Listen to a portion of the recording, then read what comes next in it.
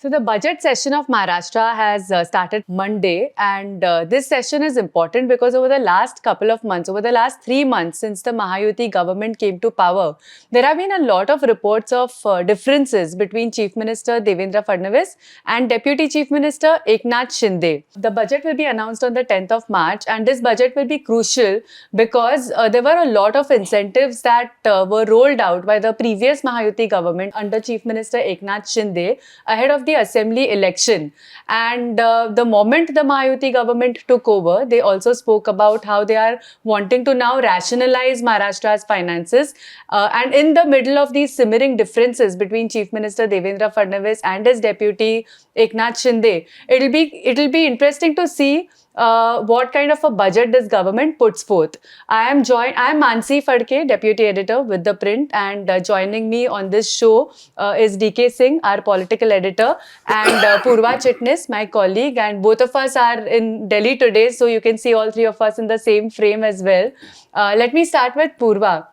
You had also done a story a couple of weeks ago on how Eknath Shinde seemingly or visibly seems to be sulking. Yeah. What is going on over there? See, before I answer that question, let's briefly, go back to the moment where during the entire assembly election process, we knew that it was Eknath Shinde and his leadership under which the Mahayuti fought the government. After that historic mandate that the Mahayuti got in, somewhere it was, speculated that whether Eknath Shinde will continue to be the chief minister or not. For Shiv Sainiks, it was something that they wanted Eknath Shinde to continue. And since then, the process started of his apparent sulk because Devendra Fadnavis was named as the chief minister. And since then, Eknath Shinde, even in fact, till the last minute of the, the swearing in, we did not know whether Eknath Shinde would take oath as deputy chief minister or not, which he eventually did. But it all started from there. Like, since then, there were like very instances where Eknath Shinde or the Shiv Sena, not him particularly, but even Eknath Shinde going back to his village, and then the reports coming out, he's not attending cabinet meetings, he's not, he's skipping meetings called by, especially by Fadnavis, and he's gone back to his village. So all these, in fact, reports added more fuel to the fire that maybe not all is well with the Mahayuti partners. That, in fact, is really the bone of contention at the moment, because it has not been solved for Nashik and Raigad, where Shiv Sena wanted to be the guardian minister for, Eknath Shinde wanted his ministers to be the guardian ministers. But that has not been resolved. Right. And in fact, at one place, Nashik, it is the BJP, and in Raigad, it is NCP. Right. It was announced, although Devendra Fadnavis had to roll back that decision. But that is the issue that is still going on. So there are many such instances where we can see that, probably not all is well with the partners. If I may come in here, yesterday I was listening to Devendra Fadnavis when he was taking a jibe at the MVA, saying, "Hum aapke hain kaun aur hum saath saath hain." He was actually trying to attack the MVA. But my question is to you, Manasi, talking about the Mahayuti, especially the BJP and the Shiv Sena. हम आपके हैं कौन और हम साथ साथ हैं? No, right now actually neither of the two titles suit the Mahayuti. It's more like हमारी तुम पे नजर है, हमारी आप पे नजर है. I don't know if there's a Bollywood equivalent for that, but all three partners are actually they're very cautious about each other. They're watching each other's moves cautiously and keeping their head low and just going ahead and doing things. There is a massive trust deficit within the Mahayuti for sure. There needs to be, it's because of the resounding success that the BJP has got. It's also quite unnerving for the Mahayuti partners. Also, although they have also got decent number of seats, but the BJP is so close to the majority mark that it actually doesn't require, its two partners anymore. And, now we don't know when the local elections will be announced, but there is wide speculation that they might be held this year if the Supreme Court order on political reservations comes through. Then they might be held this year. And at this point of time, neither of the three Mahayuti partners know whether it's right to offend your ally to such an extent that they may not be able to fight the polls together. I mean, as of now, it's like let's keep everybody happy, but at the same time, let's keep stamping our individual identity so that we have all options sort of open when local elections come up. So when you talk about local elections, that will be the next big, Big test, test. of the unity of the Mahayuti partners. As we are given to understand, they are looking at some September-October time frame for BMC election. And I'm also told that, all the camps, I mean, all the parties have already started preparing for it in terms of, they have to fight for the number of seats they contest. Right. Right. So if they contest together, although there is also this speculation in the Mahayuti, and many leaders of Mahayuti have told me that they may probably not go together. And because for Shinde, it's very important to prove the point that Sena's fort, that is Mumbai, is under him, Yeah. not under the BJP. So Purva, you have done this story on what Shinde has been, how Shinde has been preparing from the BMC election, Yeah. and how he is looking at how to counter the BJP Right. in its backyard. Yes, and interestingly, in fact, Shinde is also made the Guardian Minister of Mumbai. So that is very crucial for him because up until now it was Shinde is equal to Thane. But now he has come into Mumbai as well. He's made the Guardian Minister. And for the past 2 odd years since the Sena split, bigger leaders and former cooperators. So what we've been told is that so far, he has been able to successfully get at least 85 former cooperators, out of which 75 odd cooperators are from Mumbai alone.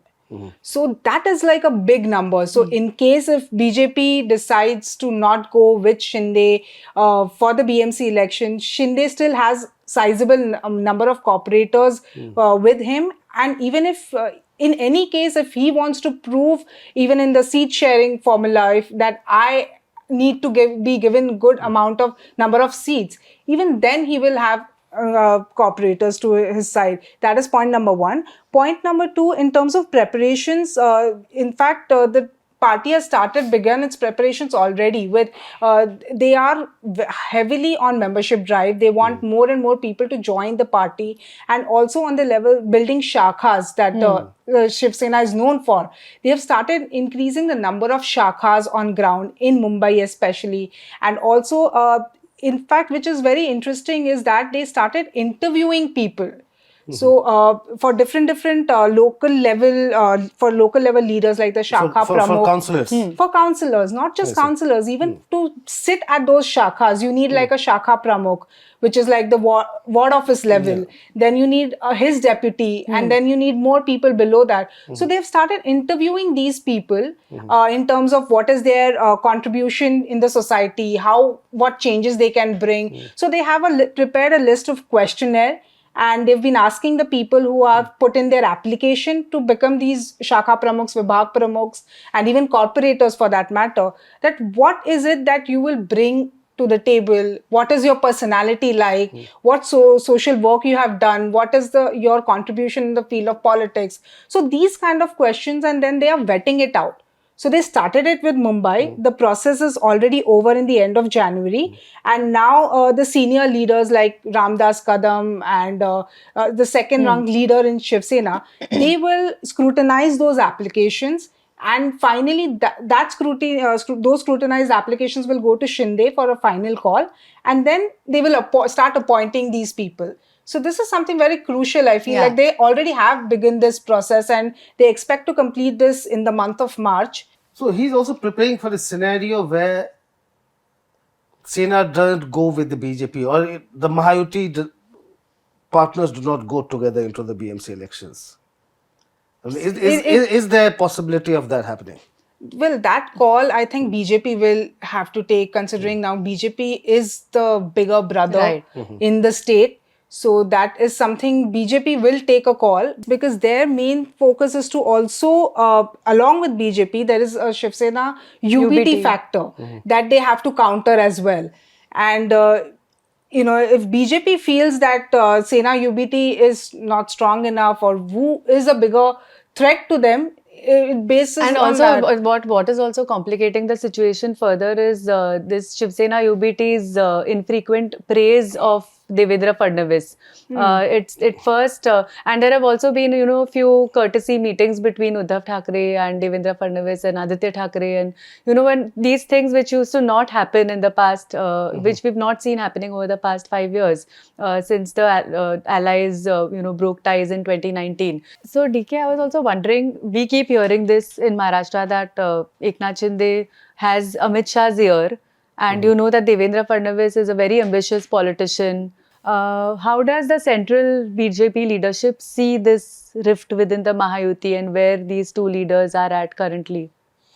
Coming to a first point, Amit Shah and Devendra Fadnavis are not great friends. I mean, that much you can say. Yeah. But of course, in Maharashtra election also, you saw Amit Shah was quite involved. He deployed Bhupendra Yadav, he deployed Ashwini Vaishnaw to manage the elections, and he actually did micromanagement of the election. So not that, if the two leaders are not getting along together functionally, there will be any impact on the ground. But yes, that factor is there where Fadnavis likes to act independently. And the fact that he is not a great friend of Amit Shah, that aside. When all these things have started coming out in public, that the CM, the deputy CM are not getting along well, and all kinds of talks were going on, Amit Shah did have a meeting with both of them, with Shinde and Fadnavis in Delhi, where there was this attempt to bring about that rapprochement between the two, which did not happen because very next day we heard Shinde talking about how he should not be taken lightly. So that factor is there. Coming to your question, how the central leadership is looking at it, of course, I mean, they're not comfortable. And this is also a fact that Shinde has the backing of Amit Shah, in fact, of the Prime Minister also. But that does not mean that they will be interfering here, because Fadnavis, he's a leader in his own right, and he has proved himself as a mass leader. 2014, he might not be a mass leader when he became the chief minister, but then we saw even in 2019, under Fadnavis, the BJP managed to get 105 seats, which was quite a credible, quite a formidable achievement. The opposition faced, Fadnavis kept the heat on the MVA, all through. And in this election also, in the assembly election, it was Fadnavis the face, and much of the credit of whatever has come in the BJP's kitty has to go to Fadnavis. Modern day Abhimanyu. Yeah, so he has proved himself as a mass leader, as a party strategist who can deliver it for the party. So he is a leader in his own right now. And it's not that the central leadership is going to dictate terms to him. Fadnavis will have his own way. And actually, that brings me to the question that rift apart, between him and his deputy, and we will need to question, or we should be discussing what options Shinde has. As of now, not really. We'll honestly, I mean, the local elections will help us answer that question about where he goes from here. Right now, he doesn't really have too many options beyond just, trying to get his pound of flesh, which he does manage to extract. Maybe it's because he has a central leadership's backing as well. And otherwise putting up with whatever it is that Devendra Fadnavis is doing in the administration. So given that the central leadership is unlikely to intervene there, is Fadnavis going to go all out and corner Shinde, or do you see him relenting at some point of time? See, he's already doing that in a way. I mean, and it's both. So he's been trying to put his stamp on the administration, but when we say he's trying to put his stamp on the administration, he's also erasing the stamp of his predecessor. So I have a list of a few decisions that he's taken in the past couple of months. One is that he stayed this order taken when Eknath Shinde was chief minister to ply buses taken on rent for the MSRTC, and the transport department. MSRTC is the Maharashtra State Road Transport Corporation, which comes under the transport department, which was actually headed by Shinde when he was the chief minister. Now, that was one decision that he reversed. And there's another one where he's ordered an inquiry and sought a report from SIDCO about a potential housing project in Jalna. So it was a 900 crore project which was scrapped in 2020 because it was proven unfeasible, and revived again in 2023 when Shinde was the chief minister.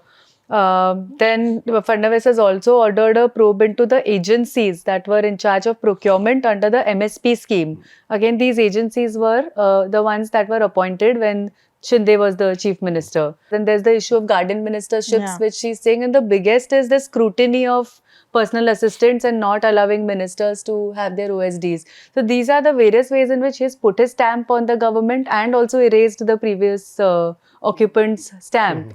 Then he's also done a few things like entry into Mantralaya now has been made much stricter, because he said that there are a lot of touts and middlemen who are floating around in Mantralaya, and we won't have anything like that. So there's a face recognition software that has been put in place. The next steps involve actually giving like a color coded pass for every floor, where you can actually monitor which office a visitor is visiting, or which means who he is meeting essentially. So So it must be tough for reporters also, because bureaucrats would be very wary of meeting you in the in office, because all reports would go. But here, even Eknath Shinde is not taking everything that is coming his way Yeah. quietly. Like, for example, with Devendra Fadnavis, he has this habit of having his chief minister's war room, which he even had in his first term. And Eknath Shinde, on a parallel level, he has started his own war room to discuss all these big ticket infra projects and all the big projects in the state, which essentially Devendra Fadnavis's war room is going to do the same thing. Then there is a chief minister relief fund that is there in the state. He started his own medical deputy aid, chief minister deputy chief relief minister fund, medical yeah. aid fund. So somewhere he's trying to put his stamp as well. But all these things started with Fadnavis turning the heat, I mean, to start Yeah. with. So, Manasi, just tell me, why would Fadnavis do that? Is it about, is it just a clash of egos? Is it about Fadnavis trying to reassert the, big brotherly status of the BJP? And the fact that, the BJP should be, or maybe looking at completely, Shat-pratishat, so having this full control, I mean, to dominate the Maharashtra political map without having to rely on any ally. So that was the idea when the UBT left. The idea was fine, BJP will do everything on its own. Now probably Fadnavis realizes that we have reached close to a majority figure anyway. Now it's time, you don't really need any Sena or if at all any NCP. And why not BJP have complete control over Maharashtra political landscape without relying on any ally?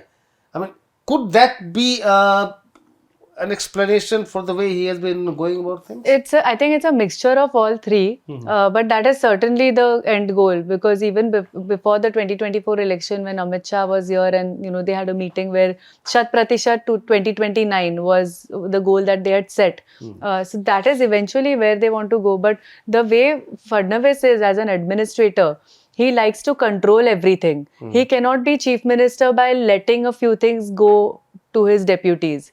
He likes to be in control even when between 2014 and 2019, but he was a very new administrator at that time. But all power had been concentrated in the hands of the chief minister's office. And now this time, as you yourself said, that he's definitely more matured, experienced, and he's grown so much over the past 15 years that he's doing that with that much more authority. So just his governance style, and he eventually wants to be known as this governance man who is bringing in transparency, ensuring ease of business while getting people's work done. And what he's trying to also indirectly say is that he doesn't tolerate corruption. And that's the that's also, it's an indirect message on what he wants to paint the previous regime as, although he was a part of that regime. So what basically you're saying is there could be several factors behind this apparent rift between the two. First, it's about brand Fadnavis. Yes. Now, he is trying to assert that brand.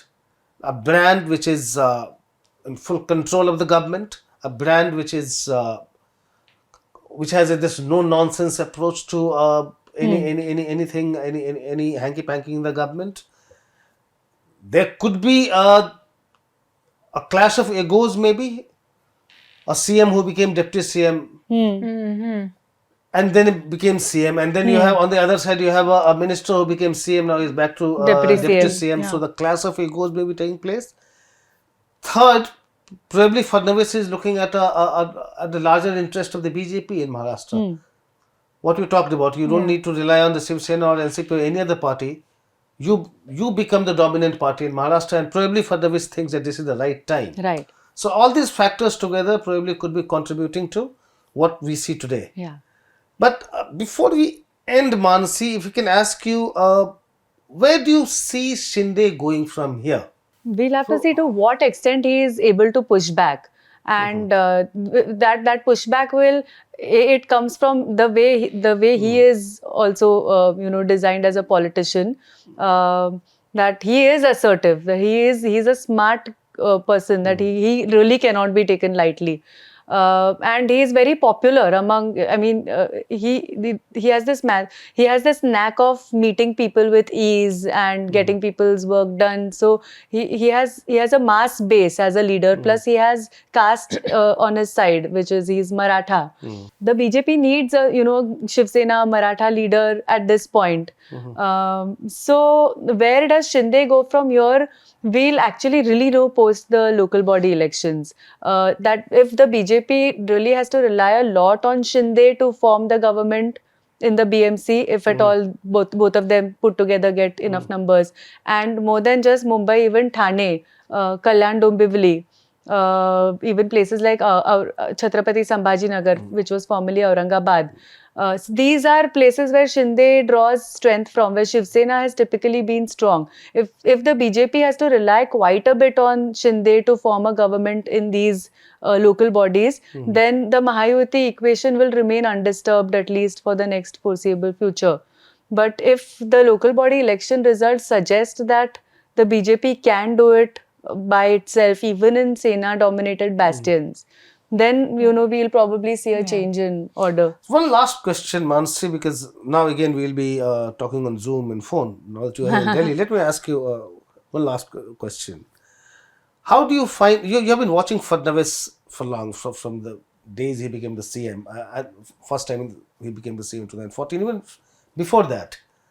How has he changed over the last decade or so? His first term, now his second term, as a politician also. How has he evolved? You want to first try and answer that? In terms of how has he evolved? Yes, as I think in our discussion also it came up that when he was, nobody knew Devendra Fadnavis would be the CM in his first term. But now everyone in Maharashtra knows who Devendra Fadnavis is. He has this no-nonsense image. So I think, that is what Can we someone call it the modification of Devendra Fadnavis? He works in the Prime Minister style for sure, where he's following the template that he has, that even when he first became Chief Minister, he was following the Prime Minister's template of concentrating power in the CMO versus the PMO, of having a lot of private OSDs from the private sector who bring in certain expertise to the table, and they are very important in the government, and they bring in a lot of these MOUs and corporate interventions within the government. And even when he was between 2014 2019, like the Modi came up with these schemes of Pradhan Mantri Awas Yojana, Pradhan Mantri this, that. So Devendra Fadnavis would come up with schemes of Chief Minister, Mukhya Mantri, Gram Sadak Yojana or whatever. So that template you could see being followed even here. So there is a definite similarity in the way two leaders work, but I don't think he's emulating per se. He likes to probably let it be known as the Fadnavis model of working. No, I'm just trying to see if he's doing exactly what Yogi Adityanath has started doing, especially in his second term. And that's where this modification came. All right, so we'll end on that note. All eyes now will be on the budget on the 10th of March, where we'll actually see how bad or good Maharashtra's finances really are after all of these incentives that were given before the assembly election, and what is the future of these incentives. And all of these small things will also pass a judgment on the power balance between the three allies of the Mahayuti. Thank you so much for watching.